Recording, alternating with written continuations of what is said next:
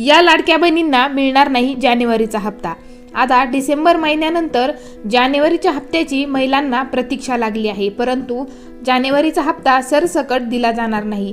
तर नेमका हप्ता कुणाला मिळणार नाही, व्हिडिओतून पुढे पाहूया।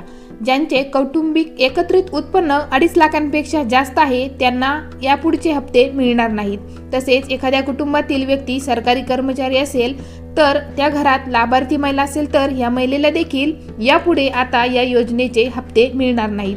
तसेच लाभार्थी महिलेचे वय हे 21 ते 65 दरम्यान असावे। जर एखाद्या कुटुंबामध्ये 4 चाकी असेल तर तरी देखील या कुटुंबातील महिलेला या योजनेचा यापुढे लाभ घेता येणार नाही। तसेच PM किसान सन्मान योजना किंवा नमो शेतकरी योजनेचा लाभ घेत असलेल्या लाडक्या बहिणींना देखील यापुढे या योजनेचा लाभ मिळणार नाही। तुम्हाला आतापर्यंत किती हप्ते मिळाले कमेंटमध्ये सांगा आणि चॅनलला सबस्क्राईब नक्की करा।